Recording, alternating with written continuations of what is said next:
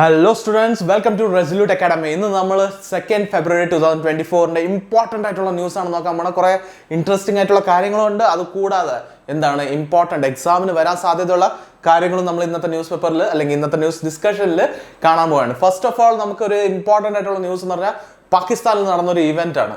അതിനെക്കുറിച്ച് കുറച്ച് ആൾക്കാർക്ക് അവയർനെസ് ഉണ്ടാവും.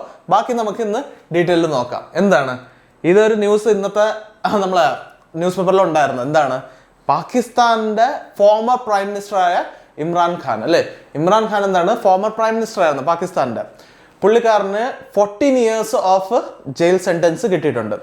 ഇപ്പൊ ഇവിടെ നമ്മൾ നോക്കേണ്ട ഒരു കുറച്ച് ഇമ്പോർട്ടൻ്റ് ആയിട്ടുള്ള കാര്യമുണ്ട്. എന്താണ് എക്സാം പോയിന്റ് ഓഫ് വ്യൂവിനെ കാട്ടി നമ്മളൊരു ജനറൽ നോളജിനായിട്ട് പറയാം. നമുക്ക് പാകിസ്ഥാന്റെ ഇക്കണോമി വളരെ വളരെ വളരെ പ്രശ്നത്തിലാണ്. ഓക്കെ, അപ്പോൾ ഈ പ്രശ്നത്തിലായിരിക്കുന്ന ഇക്കണോമിയുടെ ഇടയ്ക്ക് അവിടെ ഇലക്ഷൻസ് നടത്താൻ ട്രൈ ചെയ്യണുണ്ട്. ഇപ്പൊ നമ്മളിൽ അവിടെ ഒരു പ്രൈം മിനിസ്റ്റർ ഉണ്ട്. എന്താണ് പ്രൈം മിനിസ്റ്റർ അൻവർ അൽ ഹക്ക്, ഓക്കെ, കക്കർ.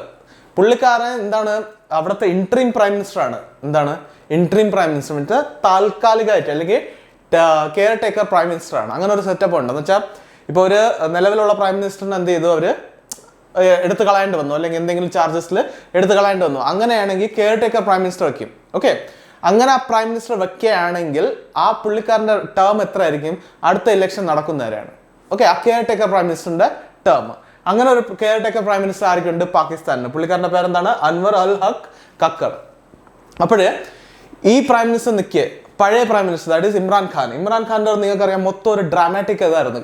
കുറച്ചു കാലം മുമ്പ് പുള്ളിക്കാരനെ വീട്ടിൽ നിന്നൊക്കെ അറസ്റ്റ് ചെയ്യാൻ ആൾക്കാരൊക്കെ പ്രൊട്ടസ്റ്റ് ചെയ്തു അറസ്റ്റിന്റെ അഗേൻസ്റ്റ്. എന്നാലും എന്താണ് അവിടുത്തെ ഗവൺമെന്റ് അറസ്റ്റ് ചെയ്തു. എന്നിട്ട് ഇപ്പം ഇതിന് ഒരു 10 ദിവസം മുമ്പ് തന്നെ ഒരു 10 വർഷത്തെ സെന്റൻസ് കിട്ടിയിട്ടുണ്ടായിരുന്നു ആർക്ക്, ഇമ്രാൻഖാനിന്. ഓക്കെ, അത് വേറെ ഒരു കേസിൽ. എന്നിട്ട് ഇപ്പൊ ഇലക്ഷൻസ് വരാൻ പോവുകയാണ്. അപ്പൊ ആ കേസിന്റെ കാരണം എന്താണ്, 10 വർഷത്തെ ടേം കിട്ടിയ സ്ഥിതിക്ക് പുള്ളിക്കാരന് ഇനി കണ്ടസ്റ്റ് ചെയ്യാൻ പറ്റൂല. അത് കഴിഞ്ഞ് അടുത്ത കേസാണ് ഇത് ഗ്രാഫ്റ്റ് എന്ന് പറഞ്ഞാൽ എന്താണ്, ഒരു പേഴ്സണൽ ഗെയിൻസിന് വേണ്ടി അവർ പൊളിറ്റിക്കൽ അതോറിറ്റിയെ യൂസ് ചെയ്തെന്നുള്ളൊരു കേസ്. ഓക്കെ, ഗ്രാഫ്റ്റിന്റെ അണ്ടറിൽ എന്താണ് പുള്ളിക്കാരൻ അടുത്ത കേസ് ചാർജ് ചെയ്തിട്ടുണ്ട്. ഇതിന് കിട്ടിയ സെന്റൻസ് ആണ് 14 വർഷത്തെ സെന്റൻസ്. ഓക്കെ, അപ്പൊ നമുക്ക് അറിയേണ്ട ഒരു കാര്യം ഉണ്ടെന്ന് വെച്ചാൽ അവിടുത്തെ ക്യാപിറ്റൽ എന്താണെന്ന് അറിയണം. എന്താണ് Islamabad is the capital of Pakistan. പിന്നെ പ്രൈം മിനിസ്റ്റർ ഇപ്പോഴത്തെ ഇൻട്രീം പ്രൈം മിനിസ്റ്റർ ആണ് അൻവർ അൽ ഹക്ക് കക്കർ. പിന്നെ പ്രസിഡന്റ് ആരെന്ന് വെച്ചാൽ ആരിഫ് അൽവി. ഇത്തരം കാര്യങ്ങൾ എക്സാമിന് ചോദിക്കുക, ഇമ്പോർട്ടൻ്റ് ആയിട്ട് അത് നമ്മൾ അറിഞ്ഞിരിക്കുക. പിന്നെ ഈ ഒരു എന്താണ് ജനറൽ നോളജ് പോലെ നമുക്ക് അറിഞ്ഞിരിക്കുന്ന കാര്യമാണ്. ഇപ്പം നമ്മൾ ബാങ്കിനൊക്കെ പോവുകയാണ്, ബാങ്കിന്റെ ഇന്റർവ്യൂ ഒക്കെ പോവുകയാണെങ്കിൽ അവർ ചിലപ്പോൾ ഇങ്ങനെ എന്തെങ്കിലും ഇന്റർനാഷണൽ റിലേഷനിൽ വരികയാണെങ്കിൽ നമുക്കൊരു അവയർനെസ് ഉണ്ടായിരിക്കുന്നത് നല്ലതാണ്. അതുകൂടാതെ മറ്റേ നമുക്ക് എന്തെങ്കിലും എസ്സേസ് എഴുതാനോ ഡിസ്ക്രിപ്റ്റീവ് പേപ്പർ എഴുതാനോ ഒക്കെ ഈ നോളജ് അല്ലെങ്കിൽ ഇങ്ങനത്തെ ഒരു കാര്യങ്ങളൊക്കെ അറിഞ്ഞിരിക്കുന്നത് നല്ലതാണ്. നമ്മളെ ഇന്ത്യൻ ഡെമോക്രസി ആയിട്ട് കമ്പയർ ചെയ്യാം നമുക്ക്. എന്താണ് ഇന്ത്യൻ ഡെമോക്രസി എന്താണ് ഒരു സ്റ്റേബിൾ ഡെമോക്രസിയാണ് അല്ലേ. പക്ഷെ പാകിസ്ഥാനിൽ അങ്ങനെയാണ്, ഇടയ്ക്കിടയ്ക്ക് മിലിറ്ററി റൂൾ വരും, ഇടയ്ക്കിടയ്ക്ക് ഇങ്ങനെ ഓവർത്രോ ചെയ്യും. പിന്നെ ഒരു സ്റ്റെബിലിറ്റി ഇല്ല, ഇക്കണോമി തന്നെ ഷാമ്പിൾസിലാണ്. അപ്പോൾ അങ്ങനെ ഒരു രീതിയിൽ നമുക്ക് എക്സാമ്പിൾ ആയിട്ട് കോട്ട് ചെയ്യാനൊക്കെ ഇതൊക്കെ ഉപയോഗിക്കാം. ഓവറോൾ നമ്മൾ എക്സാമിന് അല്ലാതെ ചോദിക്കാൻ കറണ്ട് അഫയേഴ്സിന്റെ പാർട്ടിൽ ചോദിക്കാന്ന് വെച്ചാൽ ക്യാപിറ്റൽ, പ്രൈം മിനിസ്റ്റർ എന്നൊരു പ്രസിഡന്റ്, ഇതിൽ ക്വസ്റ്റ്യൻസ് പോസിബിൾ ആണ്. ഓക്കെ, അടുത്ത ന്യൂസ് നോക്കാം. ഇമ്പോർട്ടൻ്റ് ആയിട്ടുള്ള ന്യൂസ് ആണ്. എന്താണ് PS ദിനേശ് കുമാറിനെ കുറിച്ചുള്ളത്. അപ്പോൾ ചോദിക്കും നിങ്ങൾ എന്താണ് സാർ എന്താണ് ഈ PS ദിനേശ് കുമാറിനെ കുറിച്ചുള്ള ഇമ്പോർട്ടൻറ്റ് ന്യൂസ്. ഇതൊരു അപ്പോയിൻമെന്റ് ആണ് എക്സാമിൽ, ബാങ്ക്, SSC, റെയിൽവേസ്, ഈ എക്സാമിൽ അവരെ എക്സാമിനറിന് ആവശ്യമുള്ളത് അല്ലെങ്കിൽ ഇഷ്ടമുള്ള ഒരു കാര്യമാണ് അപ്പോയിൻമെന്റ്സ് അല്ലേ. നിങ്ങളെ അപ്പോയിൻമെന്റിൽ ചെയ്യാൻ പോണത്. അപ്പോൾ അതൊക്കെ ഇമ്പോർട്ടൻ്റ് ആയിട്ടുള്ള കാര്യമല്ലേ, എക്സാമിന് ഇമ്പോർട്ടൻ്റ് ആണ്. PS Dinesh Kumar that is justice PS Dinesh Kumar എവിടെയാണ് ഇപ്പം നിലവിൽ അപ്പോയിന്റ് ആയെന്നുള്ളൊരു ചോദ്യം വരാം. എന്തായിരിക്കും അതിന്റെ ഉത്തരം? Simple, it is in the high court of Karnataka. കർണാടകയുടെ ചീഫ് ജസ്റ്റിസ് ആയിട്ട് അപ്പോയിന്റ് ആയിട്ടുണ്ട് ആരാണ്? PS Dinesh Kumar. Okay, 1 second. Okay, കർണാടകയുടെ ചീഫ് ജസ്റ്റിസ് ആരാണ് അപ്പോയിന്റ് ആയ? PS ദിനേശ് കുമാർ. ഓക്കെ, നമുക്ക് അപ്പോഴേ അടുത്ത ചോദ്യം വരും, സാറേ ഒരു കാര്യം എനിക്കറിയണം. എന്താണ് PS ദിനേശ് കുമാർ കർണാടകയുടെ നമ്മളെന്താണ് ചീഫ് ജസ്റ്റിസ് ആയിട്ട് അപ്പോയിന്റ് ആയി. അങ്ങനെയാണെങ്കിൽ ഇതിനു മുമ്പ് കർണാടകയുടെ ചീഫ് ജസ്റ്റിസ് ആരായിരുന്നു? കറക്റ്റ് ചോദ്യമാണ്, വാലിഡ് ചോദ്യമാണ്. എന്നാൽ ഞാൻ പറഞ്ഞുതരാം, PS ദിനേശ് കുമാർ തന്നെയായിരുന്നു. അപ്പോൾ നിങ്ങൾ ചോദിക്കും അതെങ്ങനെ ഒരാളെ തന്നെ വീണ്ടും വീണ്ടും അവിടെ തന്നെ അപ്പോയിന്റ് ചെയ്യേണ്ട കാര്യം എന്താണെന്ന്. എന്നാ പറയാം, PS ദിനേശ് കുമാർ എന്ന് പറഞ്ഞാൽ അവിടെ ഒരു ആക്ടിംഗ് ജഡ്ജായിട്ടാണ് വർക്ക് ചെയ്തുകൊണ്ടിരുന്നത്. Okay, PS Dinesh Kumar was an acting chief justice of Karnataka high court. അതിനു മുമ്പ് അവിടുത്തെ ഒരു ചീഫ് ജസ്റ്റിസ് ഉണ്ടായിരുന്നത് പുള്ളിക്കാരനെ സുപ്രീം കോർട്ടിലെ ജഡ്ജായിട്ട് അപ്പോയിന്റ് ആയിരുന്നു. അതുകൊണ്ടാണ് എന്താണ് PS ദിനേശ് കുമാറിനെ അവിടെ നമ്മളെ ചീഫ് ജസ്റ്റിസ് ഓഫ് കർണാടക ഹൈക്കോർട്ടായിട്ട് അപ്പോയിന്റ് ചെയ്തത് ആസ് എ ആക്ടിംഗ് എന്ന് വെച്ചാൽ നിലവിൽ പെർമനന്റ് ആക്കിയിട്ടില്ല, but as an acting chief justice of Karnataka. പിന്നെ ഇപ്പോഴാണ് പുള്ളിക്കാരൻ എന്ത് ചെയ്തിട്ടുള്ളത്, as elevated to permanent status. Okay, ഇവിടെ വേണേൽ ബിക്കെയിം ദ പെർമനന്റ് എന്താണ് chief justice of Karnataka high court. But ഒരു കാര്യമുണ്ട്, പുള്ളിക്കാരന് 1 മാസത്തെ ടെന്യൂർ മാത്രമേ ഉള്ളൂ. 1 മാസം മാത്രമേ റിട്ടയർഡ് ആവാൻ ബാക്കിയുള്ളൂ, 1 മന്ത് അല്ലേ. അപ്പോൾ 1 മാസമേ കിട്ടുള്ളൂ. ബട്ട് ആ റിട്ടയർഡ് ആകുമ്പോൾ എന്താണ്, നമ്മളെ ചീഫ് ജസ്റ്റിസ് ഓഫ് കർണാടക ഹൈക്കോർട്ടായിട്ടായിരിക്കും റിട്ടയർഡ് ആവുന്നത്. ഓക്കെ, അപ്പോൾ ഈ അപ്പോയിന്റ്മെന്റ് എന്താണ്, നമ്മൾ എക്സാം പോയിന്റ് ഓഫ് വ്യൂ വളരെ ഇമ്പോർട്ടൻ്റ് ആണ്, അതുകൊണ്ട് അറിഞ്ഞിരിക്കണം. നെക്സ്റ്റ് നമുക്ക് നോക്കാം എന്താണ് കാലേശ്വരം ലിഫ്റ്റ് ഇറിഗേഷൻ പ്രൊജക്ട്. വളരെ ഇമ്പോർട്ടൻ്റ് ആയിട്ടുള്ള കാര്യമാണ്. നമ്മളിപ്പം ലിഫ്റ്റ് ഇറിഗേഷൻ പ്രൊജക്ട് എന്നൊക്കെ പറയുമ്പോൾ ലിഫ്റ്റ് ഇറിഗേഷൻ പ്രൊജക്ട് ഇമ്പോർട്ടൻ്റ് ആയിട്ടുള്ള ആസ്പെക്ട് എന്തുകൊണ്ടാണെന്ന് വെച്ചാൽ, നമ്മളിപ്പം ഒരു ഇറിഗേഷൻ്റെ പ്രൊജക്ട് ഉണ്ട്. അപ്പോൾ നമുക്ക് ഈ ഒന്നെന്ന് പറഞ്ഞാൽ നാച്ചുറൽ ഫ്ലോ ആണ്. എന്ന് പറഞ്ഞാൽ ഈ താഴോട്ട് ഇങ്ങനെ സ്ട്രീം ആണെങ്കിൽ നമ്മൾ റിവറിൽ നിന്ന് നമ്മളൊന്ന് കനാൽ വെട്ടിക്കൊടുത്താൽ അത് വെള്ളത്തിൻ്റെ നാച്ചുറൽ ഫ്ലോ ആയിട്ട് പോകും. ബട്ട് അതേസമയം വേറെ ഒരു അപ് സ്ട്രീം ഉണ്ട്, അല്ലെങ്കിൽ അത് എലിവേറ്റഡ് പോർഷൻ ആണ്, അവിടെയും നമ്മൾ കൃഷിയൊക്കെ ചെയ്യുന്നുണ്ട്.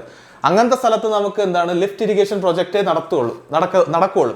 എവിടെയെങ്കിലും ഒരു വാട്ടർ കെട്ടിക്കിടക്കണം, അല്ലെങ്കിൽ ഡാമിലോ അവിടെ നിന്ന് നമുക്ക് എന്ത് ചെയ്യണം, ഇങ്ങോട്ട് എലിവേറ്റഡ് പോർഷനിൽ വേണമെങ്കിൽ അവിടെ പമ്പ്സും അങ്ങനത്തെ കാര്യങ്ങൾ വെച്ച് നമുക്ക് ലിഫ്റ്റ് ചെയ്യേണ്ടി വരും.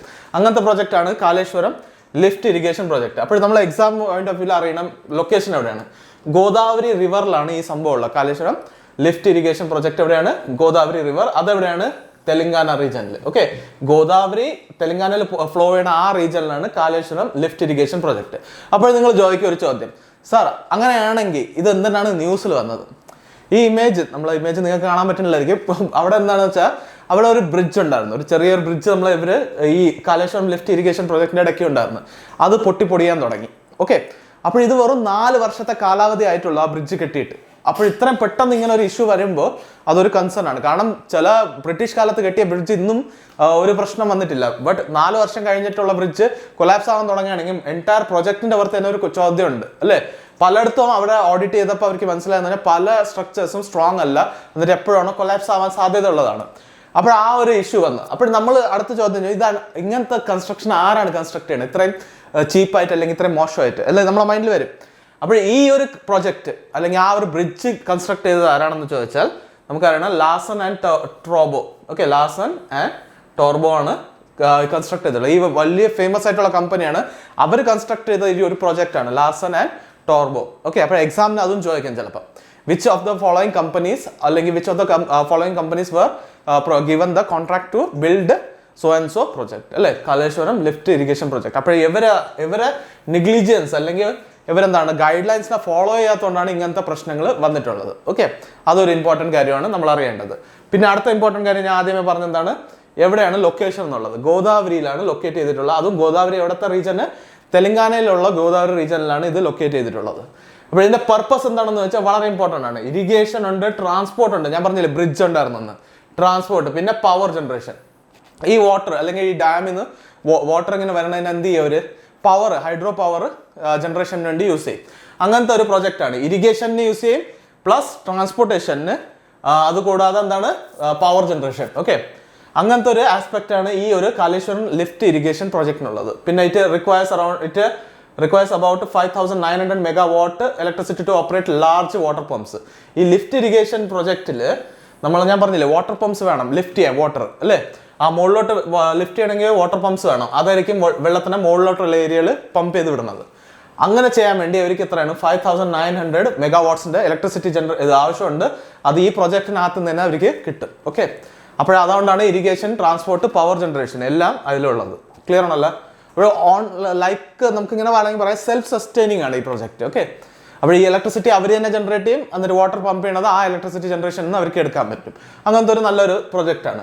പിന്നെ ഇനിഷ്യേറ്റ് ചെയ്തത് എപ്പോഴാണെന്ന് അറിയണം, 2016 ഇനിഷ്യേറ്റ് ചെയ്തിട്ടുള്ളത്. ഓക്കെ, അപ്പോൾ ഞാൻ 4 വർഷം എന്ന് പറഞ്ഞത് ആ ബ്രിഡ്ജിന്റെ കാര്യമാണ്. ഇപ്പം ന്യൂസിൽ വന്നത് ആ ബ്രിഡ്ജാണ്, അതുകൊണ്ട് അത് അറിഞ്ഞിരുന്നാൽ മതി. ഓക്കെ, അടുത്ത് ചോദ്യം എന്താണ് വരാണ്ട്, what is the primary purpose of Kaleshwaram lift irrigation project in Telangana, India? Okay, അപ്പോൾ നമുക്ക് ഇൻഡസ്ട്രിയൽ ഡെവലപ്മെന്റ് ആണോ? അല്ല. Flood control? No. Transportation infrastructure ആണോ? അല്ല. Irrigation, transport and power generation, ഇത് മൂന്നും എന്താണ് അവരെ പർപ്പസ് ആണ്. അതുകൊണ്ട് നമ്മൾ അതിനെ മാർക്ക് ചെയ്യുള്ളൂ, irrigation, transport and power generation. Okay, അടുത്ത ന്യൂസ് എന്ന് പറഞ്ഞാൽ ഒരു ഇമ്പോർട്ടൻ്റ് ആയിട്ടുള്ള കാര്യം തന്നെയാണ്. എന്ന് വെച്ചാൽ നമ്മളിപ്പോൾ ഒരു റീജിയണൽ എലമെന്റ് എല്ലായിടത്തും കൊണ്ടുവരാൻ ശ്രമിക്കുകയല്ലേ. തമിഴ്നാടായിരുന്നു പണ്ട് നമ്മൾ തമിഴ് ഉപയോഗിക്കുള്ളൂ, ലാംഗ്വേജ് ഉപയോഗിക്കുള്ളൂ എന്നൊക്കെ പറഞ്ഞുകൊണ്ടിരുന്നത്, അവരെ ആ ലാംഗ്വേജിന്റെ ഒരു സ്പിരിറ്റ്. ഇപ്പൊ കർണാടകയിലും അങ്ങനത്തെ ഒരു കാര്യമുണ്ട്. കർണാടക മാത്രമല്ല, സൺ ഓഫ് ദ സോയിൽ എന്നുള്ള ഒരു ആസ്പെക്ട് എപ്പോഴും നിങ്ങൾ കേട്ടിട്ടുണ്ടായിരിക്കും. സൺ ഓഫ് ദ സോയിൽ എന്ന് പറഞ്ഞാൽ നമ്മളെ സ്വന്തം സ്ഥാനം അല്ലെങ്കിൽ നമ്മളെ ഒരു ലാംഗ്വേജ് അല്ലെങ്കിൽ അതിൻ്റെ കൂടെ ഒരു അറ്റാച്ച്മെന്റ്, അതുകൊണ്ട് അവർ പറയും നമ്മളെ ലാംഗ്വേജ് ആണ് സുപ്പീരിയർ, അതുകൊണ്ട് നമ്മളെ ലാംഗ്വേജ് മാത്രമേ യൂസ് ചെയ്യുള്ളൂ, നമ്മൾ എന്തിനും ഫോറിൻ ലാംഗ്വേജ് യൂസ് ചെയ്യണം, അല്ലെങ്കിൽ നമ്മളെ കൾച്ചർ നമ്മൾ പ്രിസർവ് ചെയ്യണം എന്നുള്ളത്. അതിൽ തെറ്റുമില്ല. പക്ഷെ അതിൻ്റെ ഒരു എക്സ്റ്റെൻസീവ് ഫോമിൽ അത് ഭയങ്കരമായിട്ട് മോശമായിട്ട് വരും. കാരണം വെളിയിലുള്ള ആൾക്കാർ അല്ലെങ്കിൽ നമ്മൾ ഇന്ത്യ അറിയാൻ നിങ്ങൾക്ക് യൂണിറ്റി ഇൻ ഡൈവേഴ്സിറ്റി ആണ്, ആ കോൺസെപ്റ്റിനെ അത് എന്ത് ചെയ്യും, ഹേർട്ട് ചെയ്യും. അതുകൊണ്ട് ആ ഒരു ചെറിയ പ്രശ്നമുണ്ട്. ബട്ട് ഇവിടെ എന്ന് പറയണമെന്ന് വെച്ചാൽ Kannada sign boards in Karnataka. അപ്പോൾ കർണാടകയിൽ അവിടുത്തെ ചീഫ് മിനിസ്റ്റർ സിദ്ധാരാമയ്യ എന്താണ് പറയണമെന്ന് വെച്ചാൽ, പുള്ളിക്കാരൻ പറയണമെന്ന് പറഞ്ഞാൽ ഒരു സൈൻ ബോർഡ് ഉണ്ട്. സൈൻ ബോർഡ് എന്ന് പറഞ്ഞാൽ നിങ്ങൾ അഡ്വർടൈസ്മെന്റ് കണ്ടിട്ടില്ലേ, വലിയ വലിയ ബോർഡ്സ് ഉണ്ടോ, ബിൽ ബോർഡ്സ് അങ്ങനെ, അല്ലെങ്കിൽ സാധാരണ നിങ്ങൾ അഡ്വർടൈസ് ചെയ്യാനോ അല്ലെങ്കിൽ നിങ്ങളെ ഒരു സ്ഥാപനമുണ്ട് അല്ലെങ്കിൽ നമ്മളൊരു കടയുണ്ട്, അപ്പോൾ അതിന് നമ്മൾ കുറേ കാര്യങ്ങൾ എഴുതുമല്ലോ. അതിൽ 60% എന്താണ് കന്നഡയുടെ യൂസ് ഉണ്ടാവണം, ബാക്കി നിങ്ങൾക്ക് ഏത് ലാംഗ്വേജ് വേണോ യൂസ് ചെയ്യാം. 60% കന്നഡ എന്ന് പറയുമ്പോൾ ബേസിക്കലി 100 വേർഡ്സ് ആണ് ഇതിനകത്ത് എഴുതിയിട്ടുണ്ടെന്ന് വെച്ചാൽ 100 വേർഡ്സ്. അതിൽ 60 വേർഡ്സ് എന്ത് ചെയ്യണം, കന്നഡയിൽ എഴുതണം, ബാക്കി 40 വേർഡ്സ് നിങ്ങൾ ഏത് ലാംഗ്വേജിൽ എഴുതിക്കോ എന്നുള്ളൊരു കോൺസെപ്റ്റാണ് അവർ കൊണ്ടുവരാൻ വേണ്ടത്. ബട്ട് ഈ ബിൽ പാസ് ചെയ്തിട്ടില്ല, ഇപ്പോഴും അവിടെ നമ്മൾ എന്താണ് ഇതിൽ ഡിസ്കഷനിലാണ്. അപ്പോൾ ആ ഒരു കാര്യത്തിൽ നമുക്ക് മനസ്സിലാക്കേണ്ട കാര്യം എന്ന് പറഞ്ഞാൽ ഇവിടെ ന്യൂസ് എന്ന് പറഞ്ഞാൽ ചീഫ് മിനിസ്റ്റർ ആരാണെന്ന് അറിയണം, സിദ്ധരാമയ്യാണ്. ആദ്യം ആരായിരുന്നു, ബസവരാജ് ബൊമ്മയായിരുന്നു, പുള്ളിക്കാരനെ റിപ്ലേസ് ചെയ്തതാണ്. പിന്നെ ഗവർണർ ആരാണ്, തവർചന്ദ് ഗെലോട്ട്. ക്യാപിറ്റൽ നിങ്ങൾക്കറിയാം ബാംഗ്ലൂർ. അവിടുത്തെ സ്റ്റേറ്റ് അനിമൽ എന്താണ്, ഇന്ത്യൻ എലിഫന്റ്. കേരളയിലെ സ്റ്റേറ്റ് അനിമൽ ഇന്ത്യൻ എലിഫന്റ് ആണ്. സ്റ്റേറ്റ് ബേർഡ് ഇന്ത്യൻ റോളറാണ്. തെലങ്കാനയിലെ ഇന്ത്യൻ റോളറാണ്. പിന്നെ west butterfly, southern bird wing. പിന്നെ സ്റ്റേറ്റ് ഫിഷ് എന്താണ്, കാർണാട്ടിക് കാർപ്പ്. പിന്നെ സ്റ്റേറ്റ് ട്രീ എന്താണ്, ഇന്ത്യൻ സാൻഡൽവുഡ്. ഓക്കെ, അപ്പോൾ ഇത് കാര്യം അറിഞ്ഞിരിക്കുക. ക്ലിയർ ആണല്ലോ. ഇത്തരം കാര്യമാണ് നമ്മൾ ഈ ന്യൂസിൽ ഇമ്പോർട്ടൻ്റ് ആയിട്ടുള്ളത് പഠിക്കേണ്ടത്. അടുത്ത് ഇതൊരു ഇമ്പോർട്ടൻ്റ് ആയിട്ടുള്ള ഡീലാണ്. നമ്മളെ കഴിഞ്ഞ വർഷം, ദാറ്റ് ഈസ് 2023 നമ്മളെ ഇന്ത്യൻ പ്രൈം മിനിസ്റ്റർ എവിടെ വിസിറ്റ് ചെയ്യാൻ പോയിരുന്നു, US വിസിറ്റ് ചെയ്യാൻ പോയിരുന്നു. US വിസിറ്റ് ചെയ്യാൻ പോയപ്പോൾ ഇന്ത്യ ഒരു ഡീലും ചെയ്തായിരുന്നു, ഡിഫൻസ് റിലേറ്റഡ് ഡീലായിട്ടുള്ള. എന്താണ്, ഡ്രോൺസിൻ്റെ റിലേറ്റഡ്. നമ്മളൊരു ഡ്രോൺ പർച്ചേസ് ചെയ്യണു. നമുക്ക് എന്തിനാണ് ഡ്രോൺ ആവശ്യം, കറക്കി കളിക്കാനോ അല്ലെങ്കിൽ ഷോ ഓഫ് ചെയ്യാനോ അല്ല. ഇന്ത്യൻ ഗവൺമെന്റ് എന്തിനാണ് ഡ്രോൺ പർച്ചേസ് ചെയ്യണത്, സെക്യൂരിറ്റി പർപ്പസിന് വേണ്ടി. ഒബ്വിയസ്ലി ആംഡ് ഫോഴ്സസിനും നേവിക്ക് വേണ്ടി അവർ ഡ്രോൺ പർച്ചേസ് ചെയ്യാണ്. നേവിയുടെ പ്രോപ്പർ നിങ്ങൾക്കറിയാം, നേവിയുടെ ഒരു എന്താണ് നമ്മളെ ഷിപ്പ് പോയാണെന്ന് വെച്ചോ, ഈ ഡ്രോണ് ഹയർ ഓൾട്ടിറ്റ്യൂഡിലാണ് നിൽക്കുന്നത്, 30,000 അതിൻ്റെ അബവ് ആ ഒരു ഏരിയയിലാണ് നിൽക്കുന്നത്. അപ്പോൾ അതിന് ഒരു വലിയൊരു സർവേലൻസ് ഏരിയ വേണം അല്ലേ, ഇങ്ങനെ ഒരു ഏരിയ. അപ്പോൾ ഈ ഒരു ഷിപ്പിനെ നല്ലതായിട്ട് പ്രൊട്ടക്ട് ചെയ്യാനും നല്ലതായിട്ട് സർവേൽ ചെയ്യാനും, ഇവിടെ ആരെങ്കിലും പൈറസിയോ അങ്ങനെ എന്തെങ്കിലും നടക്കണോ അല്ലെങ്കിൽ എന്തെങ്കിലും ഇവന്റ് അവിടെ എന്തെങ്കിലും റിസ്ക് ഉണ്ടെങ്കിൽ ഈ നമ്മളെ ഷിപ്പിന് അറിയാൻ പറ്റും, ഏത് ഷിപ്പ് പോയല്ലോ അല്ലേ, ഷിപ്പ് ഇതായിരിക്കണം ഷിപ്പ്. അപ്പോൾ ആ ഷിപ്പിന് അറിയാൻ പറ്റും. അതിനു വേണ്ടിയാണ് നമ്മൾ എന്ത് ചെയ്തത്, ഇങ്ങനത്തെ ഒരു ഡ്രോണ് നമ്മൾ ഡിസ്കസ് ചെയ്തിട്ടുണ്ടായിരുന്നു. ആ ഡ്രോണിന്റെ പേരാണ് MQ-9B സ്കൈ ഗാർഡിയൻ. ഓക്കെ, അത് നേവിക്ക് കൊടുത്തിട്ടുള്ള ഡ്രോൺ. ആദ്യമേ ഓൾറെഡി കുറച്ച് വാങ്ങിച്ചിട്ടുണ്ടായിരുന്നു നമ്മൾ, ഇനി കുറച്ചുകൂടെ വാങ്ങിക്കാൻ വേണ്ടിയാണ് നമ്മൾ ഡിസ്കസ് ചെയ്തിട്ടുള്ളത്. ബട്ട് ഇപ്പം നിലവിൽ പിന്നീട് നമുക്ക് അറിയാം, നമ്മളെ ഇന്ത്യൻ അലിഗേഷൻ വന്നിട്ടുണ്ടായിരുന്നു, US സോയിലിൽ ഇന്ത്യൻസ് അവരെ സിറ്റിസണിനെ അറ്റാക്ക് ചെയ്യാൻ ശ്രമിച്ചത്, നമ്മളെ ഖലിസ്ഥാൻ മൂവ്മെന്റ് റിലേറ്റഡ്. ഓക്കെ, ആ ന്യൂസ് ഒന്നും നമ്മൾ ഫുള്ളായിട്ട് ഡിസ്കസ് ചെയ്യേണ്ട കാര്യമല്ല. അങ്ങനെ ഒരു അറ്റാക്ക് നടത്തിയിട്ടുണ്ട്, ഇതിനെ ഒന്ന് പോസ് ചെയ്തായിരുന്നു, ഈ ഒരു ഡീല് നിർത്തി വെച്ചായിരുന്നു.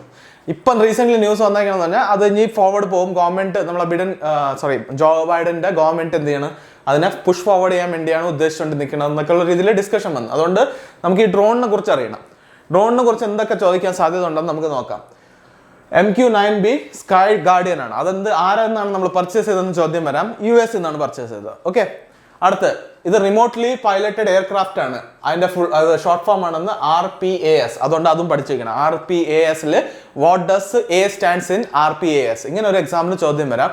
അപ്പോൾ you should be prepared for that. Okay, that is remotely piloted aircraft system. Okay, അടുത്ത് design for intelligence surveillance and reconnaissance. Okay, അത് ഗ്ലോബലി മൊത്തത്തിൽ നമുക്കൊരു ഗ്ലോബൽ ആയിട്ടുള്ള സർവേലൻസും കാര്യങ്ങൾക്ക് വേണ്ടി യൂസ് ചെയ്യുന്ന ഒരു ഡ്രോൺ ആണ്. അപ്പോൾ MQ-9B sky guardian variant emphasis maritime application. Okay, ഞാൻ പറഞ്ഞില്ലേ ആർക്ക് വേണ്ടിയാണ് ഇത്, നേവിക്ക് വേണ്ടിയാണ് കൊടുക്കുന്നത്. ഇത് bolt on bolt off maritime sensors ഉണ്ട്. Okay, bolt on bolt off. നമുക്ക് ഇതിലെന്ന് പറഞ്ഞാൽ ബേസിക്കലി നമുക്കിപ്പോൾ ഒരു എന്തെങ്കിലും എക്വിപ്മെന്റ് ആഡ് ചെയ്യണമെങ്കിൽ, ഈ ഡ്രോണിനകത്ത് ആഡ് ചെയ്യണമെങ്കിൽ നമുക്ക് അത് ബോൾട്ടിൻ ചെയ്യാൻ പറ്റും നേരെ. അല്ലാതെ അഡീഷണൽ എന്തെങ്കിലും നമുക്ക് ചെയ്യണമെന്നുണ്ടെങ്കിൽ അതിൽ സ്ലോട്ട്സ് ഉണ്ട്, അതിൽ ബോൾട്ടിൻ ചെയ്തിരുന്നാൽ മതി. നമുക്കിപ്പോൾ സപ്പോസ് ഫോർ എക്സാമ്പിൾ നമുക്കൊരു വെപ്പൺ ക്യാരി ചെയ്യണം. ഓക്കെ, നമുക്കൊരു ചെറിയൊരു ഗൺ നമ്മളെ ആർട്ടിലറി എന്തെങ്കിലും ക്യാരി ചെയ്യണമെന്നുണ്ടെങ്കിൽ അത് നമുക്ക് അതിൽ ആഡ് ചെയ്യാൻ പറ്റും. ഓക്കെ, ബട്ട് ഒരു കാര്യമുണ്ട്, ഇതിന്റെ ഹൈറ്റ് ഇത്രയും കൂടുതലാണ്, ആർട്ടിലറി ഉണ്ടൊന്നും വലിയ ഉപയോഗമൊന്നുമില്ല. ഞാൻ ഫോർ എക്സാമ്പിൾ പറഞ്ഞെന്നുള്ളൂ. ഇതിന് ഓപ്പറേറ്റ് ചെയ്യാനുള്ള ഹൈറ്റ് നോക്ക് 40,000 ഫീറ്റ് വരെ അതിന് പോകാൻ പറ്റും. 40,000 feet above the sea level. Okay, അടുത്ത് ഇതിന്റെ പേലോഡ് കപ്പാസിറ്റി എത്രയാണ്? 5,670 kg. പിന്നെ ഫ്യൂവൽ കപ്പാസിറ്റി 2,721 kg. എന്നിട്ട് മാക്സിമം എത്ര മണിക്കൂർ ഇത് കണ്ടിന്യൂസ് ആയിട്ട് പോകുന്ന വെച്ചാൽ 40 hours. എൻഡ്യൂറൻസ് വളരെ കൂടുതലാണ്. അതുകൊണ്ട് ഇത് വളരെ ബെനിഫിഷ്യൽ ആയിട്ടുള്ള കാര്യമാണ്. ആ ഒരു ഫീച്ചേഴ്സ് നമ്മൾ അറിഞ്ഞിരിക്കണം. ഇതിലെന്താണ് high definition video and advanced sensing capabilities, അങ്ങനത്തെ ഒരുപാട് കാര്യങ്ങളുണ്ട്. ഓക്കെ, അപ്പോഴിത് നമ്മളെ ഇന്ത്യൻ നേവി ഇപ്പോൾ യൂസ് ചെയ്തുകൊണ്ടിരിക്കുകയാണ്. എന്താണ് MQ-9B സീ ഗാർഡിയൻ സിൻസ് 2020. അതിൽ കുറച്ചുകൂടെ അഡീഷണൽ ആയിട്ട് നമ്മൾ ഇന്ത്യൻ ആർമിക്കും കൂടെ വാങ്ങിക്കണം എന്നുള്ള രീതിയിലുണ്ടായിരുന്നു. ഹൈ ഓൾട്ടിറ്റ്യൂഡിലൊക്കെ നമുക്ക് സർവൈലൻസ് ചെയ്യാൻ വേണ്ടിയുള്ളൂ. ഓക്കെ, അതിനു വേണ്ടി ചെയ്യാൻ വേണ്ടിയാണ്. അതാണ് ഇപ്പം പോസ് ആയി കിടക്കുന്നത്. പക്ഷേ മേ ബി ഉടനെ റിസോൾവ് ആവും ഇഷ്യൂ. എന്നിട്ട് നമുക്ക് പർച്ചേസ് ചെയ്യാൻ പറ്റും. ബട്ട് നമുക്ക് exam point of view MQ-9B എന്താണെന്ന് ചോദിക്കാം. അത് ഡ്രോൺ ആണ്. ആരെന്ന് പർച്ചേസ് ചെയ്ത്? ഒബ്വിയസ്ലി എന്താണ് US-ന്റെ. അപ്പോൾ ഈ കാര്യങ്ങൾ നിങ്ങൾ പഠിച്ചു വെക്കുക. അടുത്ത് ഇതിൽ what is the primary purpose of MQ-9B sky guardian drone? അപ്പോൾ എന്താണ്? Intelligence surveillance and reconnaissance. Okay, ISR ഇതിന്റെ ഫുൾ ഫോം നമ്മൾ പഠിച്ചിരിക്കുക. അടുത്തൊരു അപ്പോയിന്റ്മെന്റ് അല്ല ആക്ച്വലി. ഇതെന്താണ്? സഞ്ജയ് കുന്ദുവിന് എന്താണ് ആദ്യം സ്ഥാനത്ത് നിന്ന് ഇത് ചെയ്തിരുന്നു, എന്താണ് സസ്പെൻഡ് അല്ലല്ലോ, സോറി, ട്രാൻസ്ഫർ ചെയ്തായിരുന്നു. സഞ്ജയ് കുന്ദുവിന് ആരെയും ഹിമാചൽ പ്രദേശിന്റെ DGP ആയിരുന്നു. പുള്ളിക്കാരനെ എന്ത് ചെയ്തു? ട്രാൻസ്ഫർ ചെയ്ത് എങ്ങോട്ട്? ആയുഷ് ഡിപ്പാർട്ട്മെന്റിൽ. ഓക്കെ, പിന്നെ അവിടെ ഹൈക്കോർട്ടിലൊരു കേസ് കൊടുത്തിട്ട് അതിനെ എന്താണ് പുള്ളിക്കാരനെ തിരിച്ചു കൊണ്ടുവന്നു. അതുകൊണ്ട് സഞ്ജയ് കുന്ദു ഇപ്പൊ ഹിമാചൽ പ്രദേശിന്റെ ആരാണ്? DGP ആണ്. അത്ര അറിഞ്ഞാൽ മതി. ഈ the high court accuse him of pressurising businessman Nishant Sharma. High court അങ്ങനെ ഒരു പ്രഷറൈസ് ചെയ്തെന്നുള്ള ഒരു കേസ് വന്നിട്ടുണ്ട്. പിന്നീട് അതിന് ഇപ്പം തിരിച്ച് റീഇൻസ്റ്റേറ്റ് ചെയ്ത് സഞ്ജയ് കുന്ദുവിനെ. ഓക്കെ, അപ്പോൾ അത് പുള്ളിക്കാരൻ പറഞ്ഞു കഴിഞ്ഞാൽ ഇറ്റ് വാസ് എ പൊളിറ്റിക്കൽ അല്ല, അയാൾ അഗേൻസ്റ്റ് ഒരു ടാർഗറ്റഡ് മൂവ് ആയിരുന്നു എന്ന് പറഞ്ഞ് ആ കേസ് ജയിച്ച്. ഓക്കെ, അങ്ങനെ അടുത്ത് വെറുതെ അപ്പോയിന്റ്മെന്റ്സിൽ നമുക്ക് പഠിക്കാന്നുള്ള കാര്യമേ ഉള്ളൂ. Sanjay Kundu is the Himachal Pradesh DGP. Okay, next എന്താണ്? നമ്മളെ Paytm കുറിച്ചാണ് അല്ലേ? Paytm, അതെ, ഒരുണ്ട് RBI ക്രബ്സ്. Paytm വാലറ്റിനെ കുറിച്ചുള്ള ഒരു പ്രശ്നമാണ്. എന്താണ്? Paytm നമ്മൾ ഒരുപാട് ക്രെഡിറ്റും കാര്യങ്ങളൊക്കെ കൊടുക്കുന്ന ഒരു കമ്പനിയാണ് അല്ലേ? ഒരുപാട് ലോൺസ്, പേഴ്സണൽ ലോണൊക്കെ കൊടുക്കണം.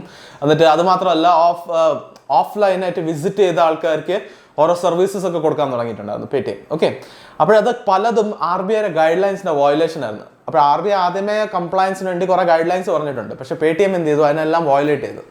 അങ്ങനെ വന്നപ്പം RBIയുടെ ശ്രദ്ധയിൽപ്പെട്ടപ്പം RBI എന്ത് ചെയ്തു? അവരെ പല സർവീസിനെ റെസ്ട്രിക്ട് ചെയ്തു.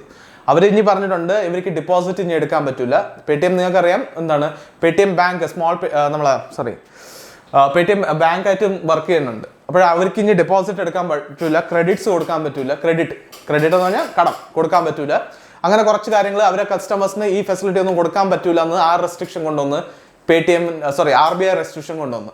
അപ്പോൾ അത് നമ്മളെ ബാങ്കിന് പഠിക്കുന്നവർക്ക് അറിഞ്ഞിരിക്കേണ്ട കാര്യമാണ്. ഓക്കെ, അങ്ങനെ വരുമ്പോൾ നമ്മൾ ഈ റെസ്ട്രിക്ഷൻസ് ഉള്ള സ്ഥിതിക്ക് നമ്മളൊരു കാര്യം അറിയേണ്ടത് എന്തൊക്കെ വർക്കാവും എന്ന് വെച്ചാൽ UPIന്റെ സർവീസ് എല്ലാം വർക്കാവും. എന്നിട്ട് ഇത് എപ്പോഴൊട്ടാണ് തുടങ്ങണമെന്ന് വെച്ചാൽ February 29 തൊട്ടാണ് ഈ ഒരു സംഭവം February 29 തൊട്ടാണ് ഈ ഒരു സംഭവം ആക്റ്റീവ് ആകാൻ പോണ ഇവരടുത്തുള്ള റെസ്ട്രിക്ഷൻ. അതുവരെ ഇപ്പോൾ നിലവിലുള്ളതുപോലെയൊക്കെ പോകും. ബട്ട് അത് കഴിഞ്ഞാൽ അവർക്ക് എന്ത് ചെയ്യാൻ പറ്റും? യൂസേഴ്സിന് ഈ ഫീച്ചേഴ്സ് ഒന്നും കൊടുക്കാൻ പറ്റൂല. കടം കൊടുക്കാൻ പറ്റൂല, ഡെപ്പോസിറ്റ്സ് എടുക്കാൻ പറ്റൂല, അങ്ങനെ കുറേ കാര്യങ്ങൾ ഉണ്ട്. അപ്പോൾ Paytm വാലറ്റ് എന്താണ്? ബന്ധം. ഓക്കെ, Paytm വാലറ്റ് അറിയാലോ, അതിനകത്ത് നിങ്ങൾ പൈസ ഇടും, എന്നിട്ട് നിങ്ങൾക്ക് എന്ത് ചെയ്യാൻ പറ്റും? അല്ലാതെ ഓഫ്ലൈനായിട്ട് പേയ്മെന്റ് ചെയ്യാൻ പറ്റും. അതൊക്കെ അവർ നിർത്തി വെക്കും. ഓക്കെ, അത് എന്താണ്? ഇവിടെ കണ്ടില്ലേ, RBI's action based on audit finding of non compliance. അതുകൊണ്ടാണ് RBI ഇങ്ങനെ ഒരു റെസ്ട്രിക്ഷൻ ഇട്ടത്. ക്ലിയർ ആണല്ലോ? നെക്സ്റ്റ് സിമ്പിൾ ഓഫ് എന്താണ്? സെൻഗോൾ എന്ന് പറഞ്ഞാൽ ഇപ്പം ന്യൂസിൽ വരാൻ കാരണം എന്ന് പറഞ്ഞാൽ നമ്മളെ ഈയിടെയൊക്കെ നമ്മളെ ഈ ബജറ്റ് പ്രസന്റ് ചെയ്യാൻ വേണ്ടി നമ്മളെ എന്താണ് പറയണേ, നമ്മളെ പ്രസിഡന്റ് ദ്രൗപദി മുർമുവിന്റെ ഫ്രണ്ടിൽ കൂടെ എന്ന് പറഞ്ഞാൽ സെൻഗോളിൽ കൊണ്ടുപോയി അങ്ങനെ ഒരു നമ്മളെ സ്പീക്കറിന്റെ ഫ്രണ്ടിൽ വെച്ചിരുന്നു എന്ന് പറഞ്ഞ് വീണ്ടും ന്യൂസിൽ വന്നിട്ടുണ്ട്. അതുകൊണ്ട് സെൻഗോളിനെ കുറിച്ച് നമുക്കൊന്ന് കുറച്ച് ഡീറ്റെയിൽ നോക്കണം. എന്താണ് ഈ സെൻഗോൾ എന്ന് പറയുന്നത്? ഒരു പവർ ട്രാൻസ്ഫറിന്റെ ഒരു സിമ്പിൾ ആയിട്ടാണ് ചോള ഡൈനാസ്റ്റിയുടെ സമയത്ത് കണ്ടിട്ടുണ്ടായിരുന്നത്. ഓക്കെ, അപ്പോൾ അങ്ങനത്തെ ഒരു ആസ്പെക്ട് ആണ് ഈ സെൻഗോളിന് ഇമ്പോർട്ടൻസ് ഉള്ളത്. എപ്പോഴും നമ്മളെ ജവഹർലാൽ നെഹ്റു പ്രൈം മിനിസ്റ്റർ ആയപ്പോഴും ബ്രിട്ടീഷിന്റെ പവർ ട്രാൻസ്ഫർ ആയെന്നുള്ള രീതിയിൽ അവിടുത്തെ ഈ ചോല നമ്മളെന്താണ് ഇതിനെ സൂക്ഷിച്ചു വെച്ചിരുന്ന തമിഴ്നാട്ടിലുള്ള കുറച്ച് മഠത്തിലുള്ള ആൾക്കാരുണ്ടായിരുന്നു. അവര് ആർക്ക് കൊടുത്തു? നമ്മളെ പ്രൈം മിനിസ്റ്റർ ജവഹർലാൽ നെഹ്റുവിന് കൊടുത്തിട്ടുണ്ടായിരുന്നു. ഓക്കെ, പക്ഷേ നമ്മളെ ചില ന്യൂസിലൊക്കെ ഇങ്ങനെ പറയും അത് ബ്രിട്ടീഷാണ് കൊടുത്തതെന്ന് പറയും. പക്ഷെ അത് സത്യമല്ല. അത് കൊടുത്തത് ആരാണ്? ഇവിടുത്തെ ആ മഠത്തിലുള്ള ആൾക്കാരാണ് കൊടുത്തത്, അല്ലാതെ ബ്രിട്ടീഷ് കൊടുത്തിട്ടില്ല. ഓക്കെ, ആ ഒരു ആസ്പെക്ട് ഉണ്ട്. അപ്പോൾ received by Jawaharlal Nehru independent India's first prime minister, പുള്ളിക്കാരനാണ് കിട്ടിയിരുന്നത്. അപ്പോൾ ഇത് symbolic transfer of power from British. ഇത് എവിടെയാണ് വെച്ചിരുന്നതെന്ന് വെച്ചാൽ അലഹാബാദിന്റെ മ്യൂസിയമിലാണ് പിന്നീട് സൂക്ഷിച്ചിട്ടുണ്ടായിരുന്നത്. അതിപ്പോഴാണ് ഇവിടെ എടുത്തിട്ടുള്ളത് നമ്മളെ പുതിയ പാർലമെന്റിൽ. ഓക്കെ, ഇതിൽ ഫിസിക്കൽ ക്യാരക്ടർ എന്ന് പറഞ്ഞാൽ 5 feet ഹൈറ്റ് ഉണ്ട്. ഇതൊക്കെ ഇമ്പോർട്ടൻ്റ് ആണ് കേട്ടോ, എക്സാമിന് ചോദിക്കാം. 5 feet ഹൈറ്റ് ഉണ്ട്. സിൽവർ കൊണ്ടാണ് ഉണ്ടാക്കിയെങ്കിലും പ്ലേറ്റ് ചെയ്തിട്ടുള്ള ഗോൾഡിലാണ്. ഓക്കെ, ഇതിൽ നന്ദി ഓർ ബുല്ലിന്റെ ഫിഗർ ഉണ്ട് നമ്മളെ ടോപ്പിൽ. പിന്നെ placed near Lok Sabha speaker's podium, സ്പീക്കറിന്റെ പോഡിയമിന്റെ അടുത്താണ് ഇത് പ്ലേസ് ചെയ്തിട്ടുള്ളത്. ഓക്കെ, അപ്പോൾ അതാണ് ഇമ്പോർട്ടൻറ്റ്. പിന്നെ ഇതിലുള്ളത് സിമ്പിൾ ഓഫ് ജസ്റ്റ് റൂൾ ആണ് അത് ഇൻഡിക്കേറ്റ് ചെയ്യുന്നത്. എക്സാമിന് ചിലപ്പോൾ ചോദിക്കാം വാട്ട് ഡസ് സെൻഗോൾ സിംബലൈസസ് എന്ന് പറഞ്ഞാൽ നമ്മൾ അറിയണം എന്താണ്, പവർ ട്രാൻസ്ഫർ അല്ല, എന്താണ് it symbolises simple of just rule എന്ന് പറഞ്ഞാൽ ന്യായം ഉള്ള എന്താണ് ഭരണം, അതാണ് അവർ ഉദ്ദേശിക്കുന്നത്. അത് നമ്മൾ എക്സാം പോയിന്റ് ഓഫ് വ്യൂ അറിഞ്ഞിരിക്കണം. ഇത് ആരെ സിസ്റ്റം ആയിരുന്നെന്ന് വെച്ചാൽ ചോള ഡൈനാസ്റ്റിയുടെ സിസ്റ്റമാണ്. സൗത്ത് ഇന്ത്യയുടെ ഒരു വലിയൊരു എംപയർ ആയിരുന്നു ചോള ഡൈനാസ്റ്റി. ഓക്കെ, അടുത്ത് 700 one stop centers സെറ്റപ്പ് എന്തിനാണ് അക്രോസ് ദ കൺട്രി. ഓക്കെ, അത് സ്മൃതി ഇറാനിയാണ് പറഞ്ഞ ministry of women and child development minister in charge ആണ്. അപ്പോൾ സ്മൃതി ഇറാനി പറഞ്ഞ് 700 one stop centers setup across the country. എന്തിനു വേണ്ടിയാണ്? വിമൻസിന്റെ സേഫ്റ്റി എൻഹാൻസ് ചെയ്യാൻ വേണ്ടിയാണ് ഈ സെന്റേഴ്സ് കൊണ്ടുവന്നിട്ടുള്ളത്. ഇതിന്റെ പൈസ എവിടെ നിന്നാണ് എടുത്തതെന്ന് വെച്ചാൽ നിർഭയ ഫണ്ട് ഉണ്ട്. നിർഭയ ഫണ്ട് നിങ്ങൾക്കറിയാം 2012 റേപ്പ് കേസ് ഉണ്ടായിട്ടുണ്ടായിരുന്നു. ആ സമയത്ത് അവര് എന്താണ് റേപ്പ് നടന്ന ആ വ്യക്തിയുടെ ഒരു സിംബോളിക് നെയിം യൂസ് ചെയ്തിട്ടുണ്ടായിരുന്നു പബ്ലിക് മീഡിയയിൽ, നിർഭയ എന്ന് പറഞ്ഞിട്ടുണ്ട്. ആ ഒരു പേരിലാണ് അത് നിർഭയ ഫണ്ട് എസ്റ്റാബ്ലിഷ് ചെയ്തിട്ടുള്ളത്. അപ്പോൾ അതിനകത്ത് ഇയർ ആൻഡ് ഇയർ നമ്മൾ എന്താണ് ബഡ്ജറ്റിന്റെ ഒരു അലോക്കേഷൻ കൊടുക്കും for the safety of women in India. Okay, അപ്പോൾ അതിന്റെ അണ്ടറിലാണ് ഈ 700 എന്താണ് വൺ സ്റ്റോപ്പ് സെന്റേഴ്സ് എസ്റ്റാബ്ലിഷ് ചെയ്തിട്ടുള്ള വിമൻസിന്റെ എന്താണ് സേഫ്റ്റിക്ക് വേണ്ടി. ഓക്കെ, ഇതിന്റെ user decision on fund is made by ministry of women and child development. ഇവരാണ് ഡിസൈഡ് ചെയ്യണത് കാര്യം ആ ഫണ്ടിന്റെ എന്തിനു വേണ്ടി യൂസ് ചെയ്യണം എന്നുള്ളത്. അപ്പോൾ ഇതിൽ state wise vehicle tracking platform ഉണ്ട്. പിന്നെ ഇതിലൊക്കെ കുറെ ഇനിഷ്യേറ്റീവ്സ് അവർ എടുത്തിട്ടുണ്ട്. ഇതിൽ state wise vehicle tracking platform, പിന്നെ single security help app for women passengers, security device installation in Uttarakhand transport corporation bus, പിന്നെ establishment of one stop centres to aid women victims of violence, പിന്നെ dedicated to enhance the safety and security of women. ഇതായിരുന്നു അതിന്റെ objective. അതാണ് നമ്മൾ overall Nirbhaya ഫണ്ടിനെ കുറിച്ച് നോക്കുമ്പോൾ മനസ്സിലാക്കേണ്ടത്. Okay, അടുത്ത് ഇതേ ന്യൂസിൽ ബന്ധപ്പെട്ട ഒരു കാര്യമാണ് നാഷണൽ കമ്മീഷൻ ഫോർ വിമൻ എന്നുള്ളൊരു ആസ്പെക്ട്. അപ്പോൾ ഇത് എസ്റ്റാബ്ലിഷ് എപ്പോഴായെന്ന് നമുക്ക് എക്സാമിന് ചോദിക്കാം. എന്താണ് 1992 എസ്റ്റാബ്ലിഷ് ചെയ്തത്. ആരെ അണ്ടറിലാണ് വരണമെന്ന് പറഞ്ഞാൽ national commission for women's act 1990. Okay, 1992 establish ആയ സ്ഥാപനം ഇത്. ഈ ഒരു ഓർഗനൈസേഷൻ ഒരു ആക്ടിന്റെ ത്രൂ ആണ് വന്നത്. ഞാൻ എപ്പോഴും പറയാറുണ്ട്, ഒരു ആക്ടിന്റെ ത്രൂ എസ്റ്റാബ്ലിഷ് ആയ ഒരു ഓർഗനൈസേഷൻ അല്ലെങ്കിൽ ഒരു ബോഡി എന്താ പറയുക, നമ്മൾ എന്താ പറയും, സ്റ്റാറ്റ്യൂട്ടറി ബോഡി എന്ന്. ഓക്കെ, സ്റ്റാറ്റ്യൂട്ടറി ബോഡി എന്ന് പറയും. ഒരു കോൺസ്റ്റിറ്റ്യൂഷനിൽ മെൻഷൻ ആയിട്ടുള്ള ബോഡി ആണെങ്കിൽ എന്താ പറയുക, നമ്മൾ തന്നെ കോൺസ്റ്റിറ്റ്യൂഷണൽ ബോഡി എന്ന് പറയും. പക്ഷെ അതേ സമയം അതൊരു ആക്ടിന്റെ ത്രൂ ആണ് വന്നിട്ടുണ്ടെങ്കിൽ എന്ത് പറയാം, നമ്മൾ തന്നെ സ്റ്റാറ്റ്യൂട്ടറി ബോഡി എന്ന് പറയും. ഒബ്വിയസ്ലി അല്ലേ? അതിന്റെ ഉദ്ദേശം എന്താണ്? ഈ സ്റ്റാറ്റ്യൂട്ടറി ബോഡിയുടെ ഉദ്ദേശം എന്താണെന്ന് നമുക്കറിയണം. എന്താണ്? To women related policy matters. ഇവരെന്താണ് ഗവൺമെന്റിനെ ഗൈഡ് ചെയ്യും അല്ലേ, അഡ്വൈസ് ചെയ്യും. എന്തിനു വേണ്ടി? വിമൻസിനെ ബന്ധപ്പെട്ടുള്ള ഇഷ്യൂസിന് വേണ്ടി അവർ ഗൈഡ് ചെയ്യും. For example safety at work place, അല്ലെങ്കിൽ സേഫ്റ്റി ഓഫ് വിമൻ, അല്ലെങ്കിൽ പിന്നെ അവർ എംപവർമെന്റ് ഓഫ് വിമൻ, അല്ലെങ്കിൽ എന്തെങ്കിലും അങ്ങനത്തെ ഒരു ഇഷ്യൂ ഉണ്ടെങ്കിൽ ഗവൺമെന്റിന് ഇവർ അഡ്വൈസ് ചെയ്യും. കാരണം ഇവർ സ്പെഷ്യലൈസ്ഡ് ബോഡിയാണ്. ഈ കാര്യങ്ങളാണ് അവർ എന്ത് ചെയ്യണം, ഒബ്സർവ് ചെയ്യണതും സ്റ്റഡി ചെയ്യണത്. അല്ലെങ്കിൽ സ്റ്റഡി ചെയ്യണമെന്നല്ല, ഇതിലാണ് ഡേ ടു ഡേ ലൈഫ്. അവരെ ആ ഓർഗനൈസേഷന്റെ ഫംഗ്ഷനേ ഇതാണ്, വിമൻസ് എംപവർമെന്റ് അല്ലെങ്കിൽ വിമൻസിന്റെ സേഫ്റ്റിക്ക് വേണ്ടി വർക്ക് ചെയ്യുക. ഈ കമ്മീഷന്റെ ഫസ്റ്റ് 31st 1992 എസ്റ്റാബ്ലിഷ് ചെയ്തത്. ഫസ്റ്റ് കമ്മീഷണർ ആരാണെന്ന് വെച്ചാൽ മിസ് ജയന്തി പട്നായക് ആണ്. ചെയർപേഴ്സൺ മിസ് ജയന്തി പട്നായക് ആയിരുന്നു. എന്നിട്ട് ഇത് യാതൊരു മിനിസ്ട്രിയുടെ അണ്ടറിലാണെന്ന് വെച്ചാൽ ministry of women and child development. Okay, അപ്പോഴാണ് ഞാൻ പറഞ്ഞത് മിനിസ്റ്റർ ഇൻചാർജ് ആരാണെന്ന്. സ്മൃതി സുബൈൻ ഇറാനിയാണ് minister in charge of ministry of women and child development. Okay, ഇത്ര നമ്മൾ അറിഞ്ഞിരിക്കുക. അപ്പോൾ അടുത്ത ചോദ്യം വന്നത് what is the Nirbhaya fund primary dedicated to എന്നാൽ നമുക്ക് അറിഞ്ഞിരിക്കണം. എന്താണ്? Enhancing women safety and security. ഇതാണ് അവരുടെ പ്രൈമറി ഫംഗ്ഷൻ. ഓക്കെ, അത്തരം കാര്യങ്ങൾ നമ്മൾ നോക്കേണ്ടതുണ്ട്. അടുത്തത് president Droupadi Murmu appoints 4 members to 16th finance commission. Okay, 16th finance കമ്മീഷനിൽ 4 മെമ്പേഴ്സിനെ അപ്പോയിന്റ് ചെയ്തിട്ടുണ്ട്. അപ്പോൾ അതിൽ നമ്മളെ ചെയർപേഴ്സന്റെ പേരും പറഞ്ഞിട്ടുണ്ട്. അത് വളരെ ഇമ്പോർട്ടൻ്റ് ആണ്, എക്സാമിന് ചോദിക്കുക. അജയ് നാരായൺ ഝാ ചെയർപേഴ്സൺ അല്ല. ചെയർപേഴ്സന്റെ പേരാണ് ഇവിടെ കൊടുത്തിട്ടുള്ള അരവിന്ദ് പൻഗാരിയ. ഓക്കെ, ഞാൻ ഇവിടെ എഴുതാം, അത് എഴുതാൻ വിട്ടു. അരവിന്ദ്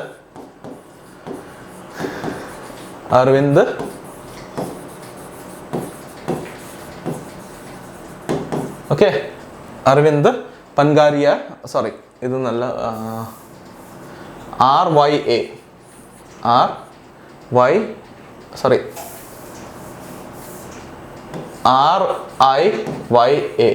ഓക്കെ, പൻഗാരിയ. ഓക്കെ, ഇതാണ് ആര്, അവിടുത്തെ ചെയർമാൻ അല്ലെങ്കിൽ head of 16th finance commission. 16th finance കമ്മീഷന്റെ ഹെഡ് ആരാണെന്ന് ചോദിച്ചാൽ എന്താണ്, അരവിന്ദ് പൻഗാരിയ. ഓക്കെ, പനഗാരിയ. അപ്പോൾ അടുത്തതെന്ന് പറഞ്ഞാൽ നമ്മളെ മെമ്പറാണ്, എന്താണ്, അജയ് നാരായൺ ഝാ. ഇപ്പോൾ ആദ്യ ഫോമർ സെക്രട്ടറി ആണ് ഡിപ്പാർട്ട്മെന്റ് ഓഫ് എക്സ്പെൻഡിച്ചർ. എന്താണ് നമ്മളെ ഇതിലും ഉണ്ടായിരുന്നു, 15th ഫൈനാൻസ് കമ്മീഷനിലും ഉണ്ടായിരുന്നു. പിന്നെ Ani George Mathew, former special secretary department of expenditure. പിന്നെ Niranjan Rajadhyaksha, executive director Artha global, part time മെമ്പറാണ്. പിന്നെ Soumya Kanti Ghosh, group chief economic adviser, state bank of India. Okay, അപ്പോൾ ഇതാണ് ഇമ്പോർട്ടൻ്റ് ആയിട്ടുള്ള കാര്യം. അപ്പോൾ ഇവർക്ക് ഇത് സ്റ്റാർട്ട് ചെയ്യണത്, ഇവരെ വർക്കിംഗ് നമ്മളെ 5 വർഷത്തേക്കാണ് ഇവർ കവർ ചെയ്യണത്. എപ്പോഴാണ് ഇത്, മാർച്ച് 2031 വരെ, ദാറ്റ് ഈസ് April 1st 2026 തൊട്ട് ഇവരെ റെക്കമെൻഡേഷൻസ് ഇംപ്ലിമെന്റേഷനിൽ വരും. മാർച്ച് 31st 2031 വരെ ആയിരിക്കും എൻ്റെ കാലാവധി. 5 വർഷത്തേക്കാണ് ഇവരെ റെക്കമെൻഡേഷൻസ് വരുന്നത്. ഒരു ഫൈനാൻസ് കമ്മീഷൻ, ആ ഫൈനാൻസ് കമ്മീഷൻ്റെ റെക്കമെൻഡേഷൻ ഇംപ്ലിമെന്റ് ചെയ്യുന്ന മുമ്പ് ഒരു 2-3 വർഷം മുമ്പ് അവർ എസ്റ്റാബ്ലിഷ് ചെയ്യും. സോ ദാറ്റ് ഇറ്റ് ഗെറ്റ്സ് ആ ടൈം ടു ഫോം എന്താണ്, അവർക്ക് ഒരു കുറച്ച് പോയിന്റ്സ് അല്ലെങ്കിൽ ഇമ്പോർട്ടൻ്റ് ആയിട്ടുള്ള ഡെവലപ്മെന്റ് സ്ട്രാറ്റജി ഡെവലപ്പ് ചെയ്യാൻ വേണ്ടിയാണ്.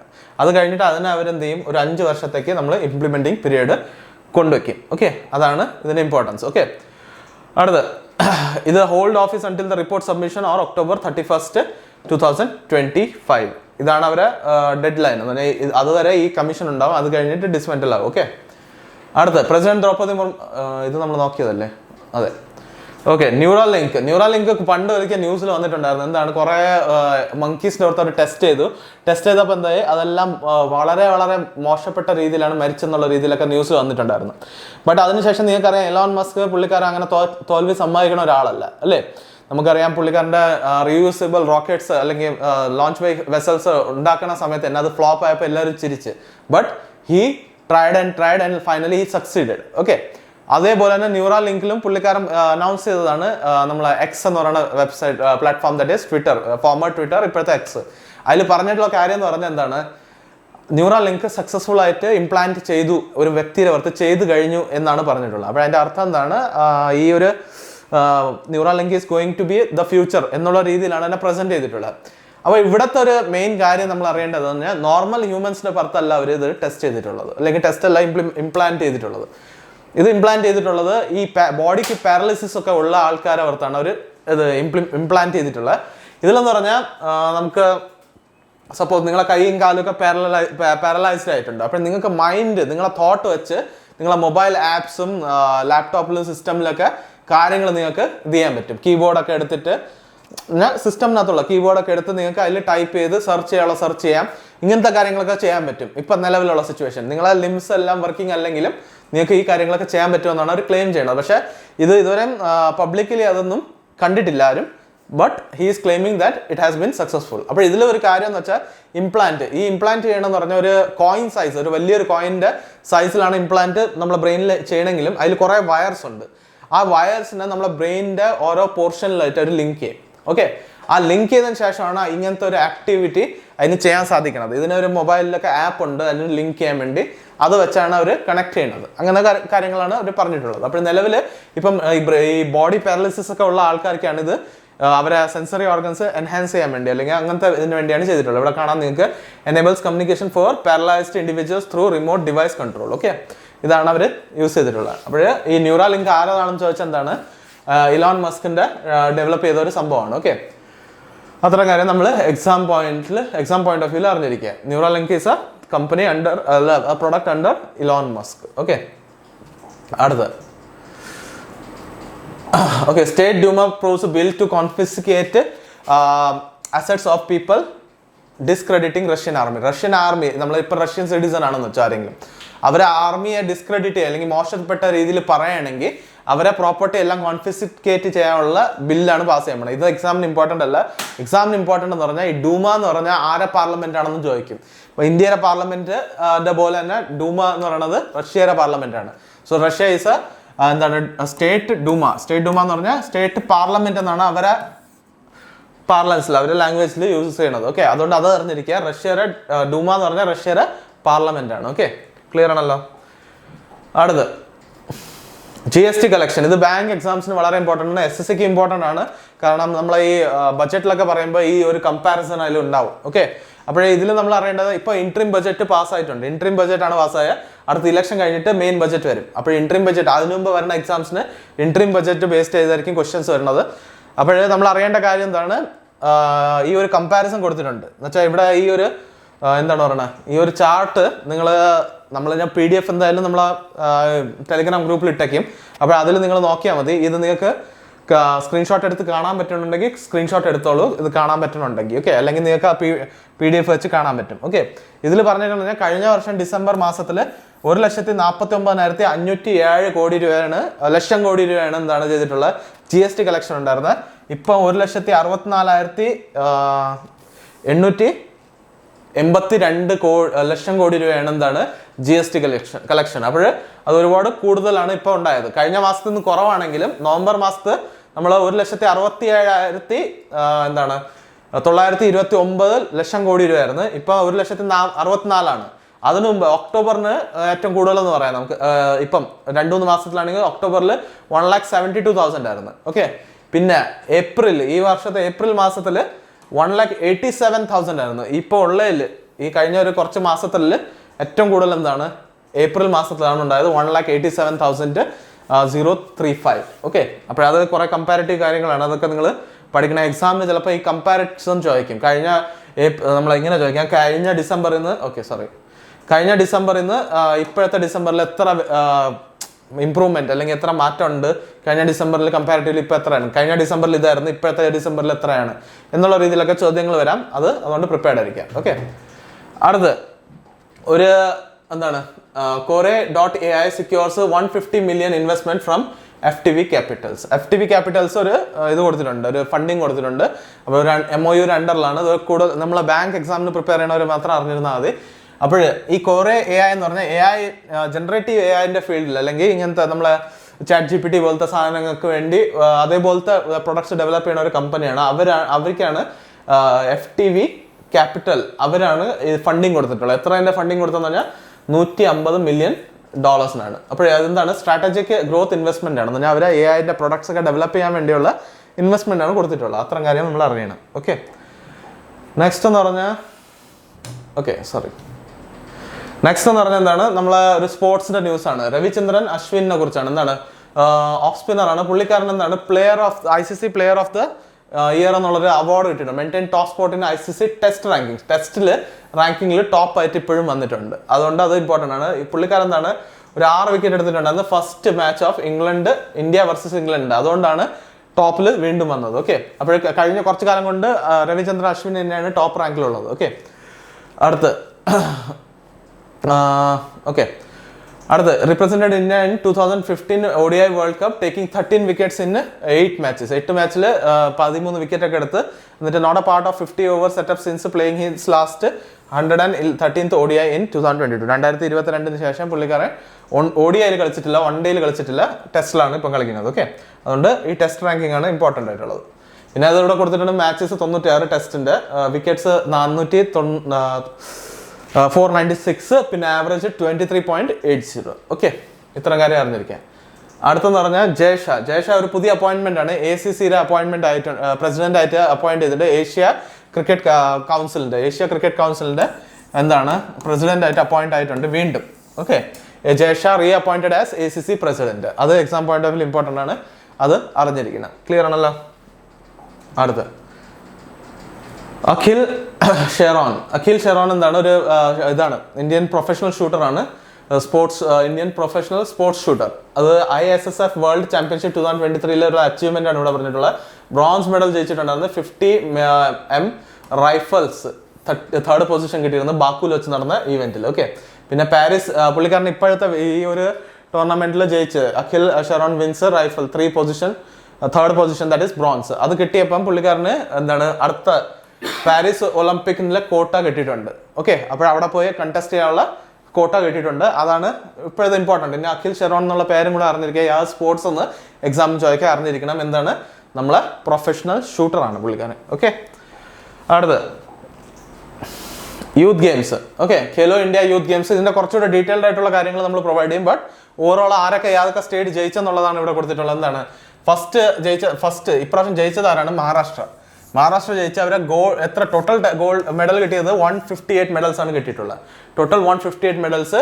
Gold 57, silver 48, bronze 53. ഓക്കെ, അടുത്ത സെക്കൻഡ് പൊസിഷനിൽ തമിഴ്നാടാണ്.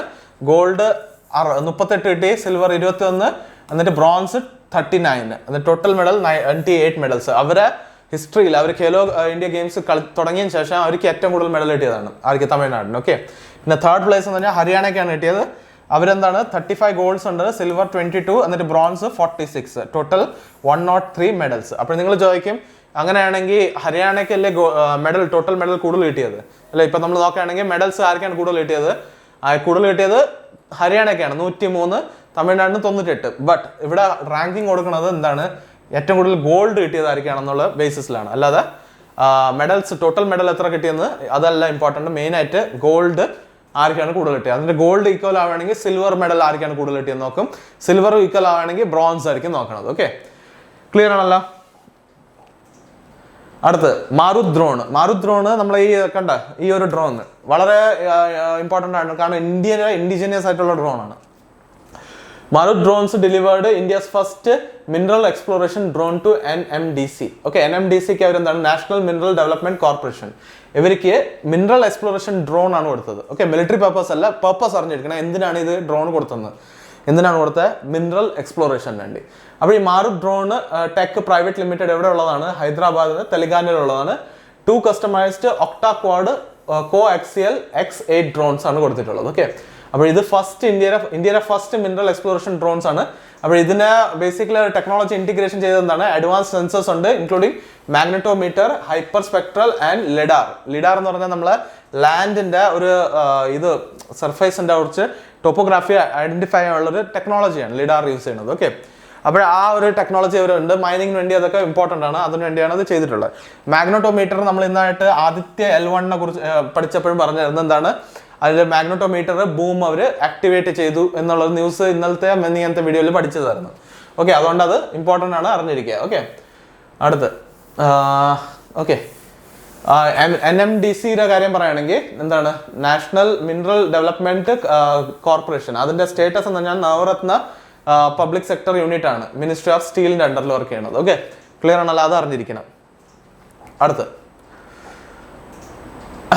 അപ്പോൾ ഇത് ചോദ്യം എന്ന് പറഞ്ഞാൽ which company delivered India's first mineral exploration drones to NMDC limited in collaboration for drone based mineral exploration. അത് നമുക്കറിയാം എന്താണ്? Marut drone tech private limited. Okay, അടുത്തെന്ന് പറഞ്ഞാൽ അടുത്തൊരു അപ്പോയിന്റ്മെന്റ് ആണ്. എന്താണ്? Anil Kumar Lahoti appointed as the new TRAI chairperson. TRAI എന്ന് പറഞ്ഞാൽ telecom regulatory authority of India. അതിന്റെ ചെയർപേഴ്സൺ ആയിട്ട് അപ്പോയിന്റ് ചെയ്തിട്ടുണ്ട്. അപ്പോയിന്റ്മെന്റ് എത്ര വർഷത്തേക്കാണ്? 3 വർഷത്തേക്ക്, until the age of 65. Okay, ഇതാണ് 3 വർഷം അല്ലെങ്കിൽ 65 വയസ്സ് വരെയാണ് അവരെന്ത് ചെയ്യണത്? അപ്പോയിന്റ് ചെയ്യണത്. ഇപ്പൊ ആരെയാണ്? ഇതിനു മുമ്പ് ആരായിരുന്നു? PD വാഘേല ആയിരുന്നു ആദ്യത്തെ ട്രായിന്റെ ചെയർപേഴ്സൺ. ഇപ്പം പുതിയ ചെയർമാൻ ആണ് ആരാണ്? അനിൽ കുമാർ. ഓക്കെ, അപ്പോൾ അത് അറിഞ്ഞിരിക്കുക. ചെയർമാൻ ആൻഡ് ഇതിനു മുമ്പ് എന്തായിരുന്നു? Chairman and CEO of railway board, ministry of railways.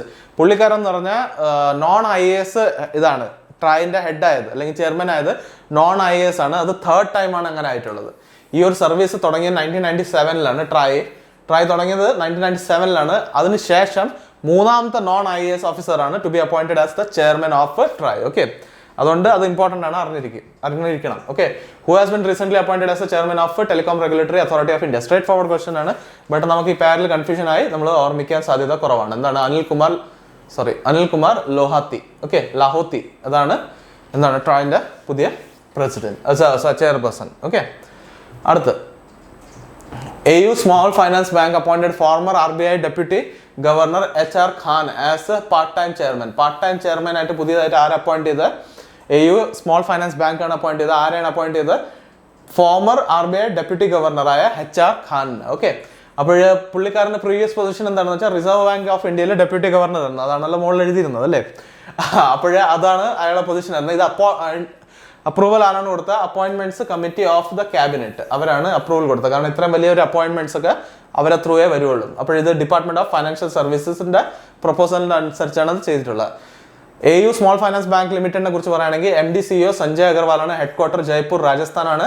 Establish 1996 ചെയ്തെങ്കിൽ ടാഗ് ലൈന് ബദ്ലാവ് ഹംസെ ഹെ, ബദ്ലാവ് ഹംസെ എന്ന്, മാറ്റം നമ്മളെ നിന്നാണ് സ്റ്റാർട്ട് ആവുന്നത് എന്നുള്ള രീതിയിലാണ് AU സ്മോൾ ഫൈനാൻസ് ബാങ്കിന്റെ ടാഗ് ലൈൻ. ഓക്കെ, ബാങ്ക് എക്സാംസിന് ഇമ്പോർട്ടൻ്റ് ആണ്, SSCക്ക് ഇമ്പോർട്ടൻ്റ് അല്ല. SSCക്ക് വെറും അപ്പോയിന്റ്മെന്റ് അറിഞ്ഞിരുന്നത് മതി, ബാക്കി ഈ ഡീറ്റെയിൽ അറിയേണ്ട ആവശ്യമില്ല. Okay, who has been appointed as the part time chairman of AU small finance bank? എന്താണ് അത്? ആരാണ്? HR ഖാൻ ആണ്. ഓക്കെ, എക്സാം പോയിന്റ് അത്ര അറിഞ്ഞിരുന്നാൽ മതി. അടുത്തതെന്ന് പറഞ്ഞാൽ former union minister Harmohan Dhawan passed away. അപ്പോൾ ഇതൊരു ഓബിച്വറി ന്യൂസ് ആണ്. നമുക്ക് അറിയേണ്ട ഇത്രേ ഉള്ളൂ. ഹർമോഹൻ ധവൻ എന്ന് പറയുന്ന ഫോമർ എന്താണ്? യൂണിയൻ മിനിസ്റ്റർ ആണ്. അപ്പോൾ എന്താണ്? He is a politician. Okay, politician ആയിരുന്നു. എവിടെ നിന്ന് ബിലോങ് ചെയ്തതെന്ന് വെച്ചാൽ Punjab. Okay, sorry, Punjab. Okay, he belongs to Punjab എന്ന് ബിലോങ് ചെയ്യുന്ന ഒരു എന്താണ് പൊളിറ്റീഷ്യൻ ആണ്. അത്രയും മാത്രം അറിഞ്ഞിരുന്നത് ആദ്യം ഓബിച്വറിയിൽ. വേറെ ഒരുപാട് ഇന്ന കോൺസ്റ്റിറ്റ്യൂൻസിയിൽ വർക്ക് ചെയ്ത് അതൊന്നും നമുക്ക് എക്സാം ചോദിക്കില്ല. ഇത് എന്താണെന്ന് ഈ ക്വസ്റ്റ്യൻ വന്ന ഹർമോഹൻ ധവൻ വന്ന് ക്വസ്റ്റ്യൻ വന്ന നമുക്ക് അറിയേണ്ട കാര്യമാണ് യാത് സ്റ്റേറ്റിൽ നിന്നാണ്, എന്നിട്ട് യാത് പൊസിഷൻ അല്ലെങ്കിൽ യാത് ഫീൽഡിലാണ്. അപ്പോൾ പൊളിറ്റീഷ്യൻ ആണ്. ഓക്കെ, നെക്സ്റ്റ് നമ്മൾ ലാസ്റ്റ് സ്റ്റേജിലോട്ട് എത്തി. എന്താണ്? Recent appointments. Chairman of telecom regulatory authority of India എന്താണ്? അനിൽ കുമാർ ലഹോത്തി എന്നാണ്. റിപ്ലേസ് ആരാണ് ചെയ്തത്? PD വഗേല. പിന്നെ Indian army's first women subedar ആരാണ്? പ്രീതി രാജക്. പിന്നെ CMD that is chairman and managing director of Colliers project leaders Middle East ആരാണ്? Sankhya Prasad. CEO of Jindal stainless steel Tarun Khulbe. Okay, പിന്നെ CEO of PepsiCo India Jagrut Kocha. ഇത് ആരാണ് റിപ്ലേസ് ചെയ്തത്? അഹമ്മദ് അൽ ഷെയ്ഖിന്. ഓക്കെ, അത് അറിഞ്ഞിരിക്കണം. പിന്നെ അടുത്തതെന്ന് പറഞ്ഞാൽ റീസെന്റ് റിട്ടയർഡ് പ്ലേയേഴ്സ്. ഇത് നമ്മൾ നോക്കിയതാണ്, ഡെയിലി നോക്കും. ഇതിൽ മാറി മാറി വരും. കാരണം റീസെന്റ് 1 to 2 വീക്സിന് ഇടയ്ക്കുള്ള അപ്പോയിന്റ്മെന്റ്സും കാര്യങ്ങളൊക്കെയാണ് നോക്കുന്നത്. ഷോൺ മാർഷ് എന്താണ്? പ്രൊഫഷണൽ ക്രിക്കറ്ററാണ്, ഓസ്ട്രേലിയയിലെ പ്ലെയർ ആണ്. ആൻഡ്രിച്ച് ക്ലാസൻ എന്താണ്? സൗത്ത് ആഫ്രിക്കൻ പ്ലെയർ ആണ്, ടെസ്റ്റ് ക്രിക്കറ്ററാണ്. ഡേവിഡ് വാർണർ ഓസ്ട്രേലിയൻ ക്രിക്കറ്ററാണ്, ഇന്റർനാഷണൽ ODI ആൻഡ് ടെസ്റ്റ് നിന്നാണ് റിട്ടയർമെന്റ് എടുത്തത്. അസാദ് സഫീഖ് പാകിസ്ഥാനി പ്ലെയർ ആണ്, ഓൾ ഫോംസ് ഓഫ് ക്രിക്കറ്റിൽ നിന്ന് റിട്ടയർമെന്റ് എടുത്ത്. പിന്നെ ഗുർപ്രീത് സിംഗ് മൻ ഇന്റർനാഷണൽ ക്രിക്കറ്റിൽ നിന്ന് റിട്ടയർമെന്റ് എടുത്ത് ഇന്ത്യയെ റിപ്രസെന്റ് ചെയ്യുന്ന പ്ലെയർ ആയിരുന്നു. ഓക്കെ, ക്ലിയർ ആണല്ലോ? അപ്പോൾ ഇന്നത്തേക്ക് ഇമ്പോർട്ടൻ്റ് ആയിട്ടുള്ള എല്ലാ ആസ്പെക്ട്സും നമ്മൾ കവർ ചെയ്തിട്ടുണ്ട്. ഇമ്പോർട്ടൻ്റ് ആയിട്ടുള്ള ന്യൂസ്, പിന്നെ നിങ്ങൾക്ക് ആവശ്യമുള്ള ഫാക്ട്സ് എല്ലാം ഞാൻ വീഡിയോയിൽ പറഞ്ഞിട്ടുണ്ട്. അപ്പോൾ നിങ്ങൾ ഈ ചാനലിനെ സബ്സ്ക്രൈബ് ചെയ്തിട്ടില്ലെങ്കിൽ സബ്സ്ക്രൈബ് ചെയ്യുക. എന്നിട്ട് അടുത്തുള്ള ബെൽ ഐക്കൺ ക്ലിക്ക് ചെയ്തിട്ട് ഓൾ എന്നുള്ള ഓപ്ഷൻ സെലക്ട് ചെയ്ത് എന്താണ് ബെനിഫിറ്റ് എന്നാണ് അല്ലേ? ബെനിഫിറ്റ് എന്ന് പറഞ്ഞാൽ നിങ്ങൾക്ക് നമ്മൾ അപ്ലോഡ് ചെയ്യുന്ന എല്ലാ വീഡിയോസിൻ്റെയും നോട്ടിഫിക്കേഷൻ കിട്ടും. ഓക്കെ, അപ്പോൾ നമുക്ക് എന്ന് പറഞ്ഞാൽ വെറും കറണ്ട് അഫയേഴ്സ് അല്ല, നിങ്ങൾക്ക് റീസണിങ്ങിൻ്റെ വീഡിയോസ് ഉണ്ട്, അതുകൂടെ പസിൽസിൻ്റെ വീഡിയോസ് ഒക്കെ ഇട്ടിട്ടുണ്ട്. നിങ്ങളുടെ ഡിമാൻഡ് അനുസരിച്ചാണ് ഇട്ടിട്ടുള്ളത്. ഓക്കെ, നമ്മളെ ഇഷ്ടത്തിനല്ല, നിങ്ങൾക്ക് ആവശ്യമുണ്ടെന്ന് പല സ്റ്റുഡൻസും പറഞ്ഞുകൊണ്ടാണ് ആ പസിൽസിൻ്റെ വീഡിയോ ഇട്ടിട്ടുള്ളത്. അതുകൂടാതെ നമ്മൾ ഇംഗ്ലീഷിൻ്റെ വൊക്കാബ്സ് ഇടുന്നുണ്ട്. അങ്ങനെ കുറേ നമ്മൾ സെക്ഷൻസ് ഇനിയും ഫ്യൂച്ചറിൽ കുറേ സീരീസ് ഇനി സ്റ്റാർട്ട് ചെയ്യാൻ പോവുകയാണ്. അതെല്ലാം നിങ്ങൾക്ക് വളരെ ബെനിഫിഷ്യൽ ആയിട്ടുള്ള കാര്യങ്ങളാണ്. അതുകൊണ്ട് റെഗുലർ ആയിട്ട് ഫോളോ ചെയ്യുക. എന്നിട്ട് ലൈക്ക് ചെയ്തിട്ടില്ല വീഡിയോ എന്ന് ലൈക്ക് ചെയ്യുക. എന്നിട്ട് we will see in the next video. Till then take care and by.